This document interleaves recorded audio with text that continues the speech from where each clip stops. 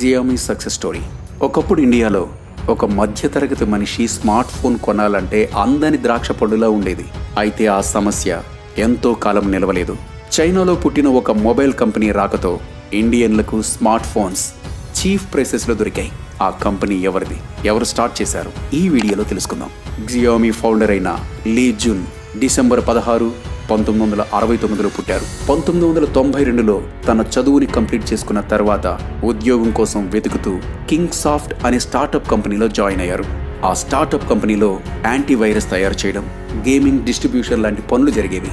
చాలా తక్కువ కాలంలోనే తనకున్న ఎక్సలెంట్ స్కిల్స్తో 1998లో ఆ కంపెనీకి సీఈఓగా సేవలందించాడు. కొన్నాళ్లకు ఆ కంపెనీ నుండి బయటకు వచ్చిన తర్వాత తను ఓన్గా 2000 సంవత్సరంలో joyo.com అనే కొత్త స్టార్టప్ కంపెనీని మొదలుపెట్టాడు. కంపెనీ స్టార్ట్ అయిన కొన్నాళ్లకే మార్కెట్లో సూపర్ సక్సెస్ అయింది. ఆ సక్సెస్ను చూసిన అమెజాన్ $75 మిలియన్ joyo.comని తనలో కలిపేసుకుంది. ఆ తర్వాత 2008లో యూసీ బ్రౌజర్కి చైర్మన్గా లీ జున్ తన సేవలను అందించాడు. ఇదిలా ఉండగా 2010లో లీ జున్ అప్పుడే పెరుగుతున్న మొబైల్ ఇండస్ట్రీ మీద పడింది కన్ను. అనుకున్నదే తడవుగా కొంతమంది ఇన్వెస్టర్స్ అయిన Temasek holdings, IDG capital, కిమ్మింగ్ venture పార్ట్నర్స్తో కలిసి Xiaomi కంపెనీని ఏప్రిల్ 6, 2010లో మొదలుపెట్టారు. ఇలా మొదలైన Xiaomi కంపెనీ 2011లో తమ మొట్టమొదటి ఫోన్ అయిన Mi1ని లాంచ్ చేసింది. అప్పటి వరకు మార్కెట్లో ఎవ్వరూ ఇవ్వలేని బెటర్ స్పెసిఫికేషన్తో మరియు తక్కువ ప్రైసింగ్తో Xiaomi ఫోన్ని లాంచ్ చేసింది. ఆ సింగిల్ షాట్కి నెంబర్ 1గా నిలబడింది. అంతేకాదు యుఎస్, యూకే, ఆస్ట్రేలియా, న్యూజిలాండ్ వంటి ఎన్నో దేశాల్లో బడ్జెట్ ఫోన్స్లో నెంబర్ 1గా నిలిచింది. Xiaomi కంపెనీ మొదలుపెట్టిన జస్ట్ 4 ఏళ్లలో శాంసంగ్ వంటి పెద్ద కంపెనీని చైనాలో వెనక్కి నెట్టి మొదటి స్థానంలో నిలిచింది. తర్వాత Xiaomi కన్ను చైనా మార్కెట్ తర్వాత అతి పెద్ద మార్కెట్ అయిన ఇండియా మీద పడింది. 2014 జూలైలో Mi3 ఫోన్ని లాంచ్ చేసింది. అది కూడా డైరెక్ట్గా ఆఫ్లైన్లో కాకుండా డిఫరెంట్ స్ట్రాటజీని ఉపయోగించి ఆన్లైన్ ద్వారా ఫ్లిప్కార్ట్లో అమ్మడం మొదలుపెట్టారు.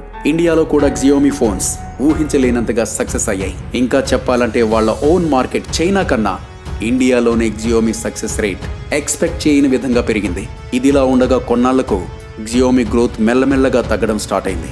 దీనికి కారణం వాళ్ళు మొబైల్ మార్కెట్లో ముందు స్ట్రాంగ్ అవ్వకుండానే ఐఓటీ ప్రొడక్ట్స్ మీద దృష్టి పెట్టడం. ఆ మిస్టేక్ని కనుక్కున్న కంపెనీ 2017లో మళ్ళీ కంబ్యాక్ అయి పీక్ సక్సెస్ను చూసింది. తర్వాత ఓల్డ్ మార్కెట్లో జూన్ క్వార్టర్స్కి 23.16 మిలియన్ డివైసెస్ని అమ్మి చరిత్ర తిరగరాసింది. అంతేకాదు లీ జున్ ఇప్పుడు చైనాలో 11వ ధనవంతుడు. అతనికి బిజినెస్ మ్యాన్ ఆఫ్ ది ఇయర్గా ఫోర్బ్స్ మ్యాగజైన్లో స్థానం దక్కింది. ఇదంతా ఓకే, అసలు Xiaomi ఇండియన్ మార్కెట్లో ఎలా సర్వైవ్ అయింది?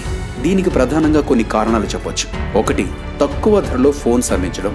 2, ఎటువంటి మార్కెటింగ్ లేకపోవడం.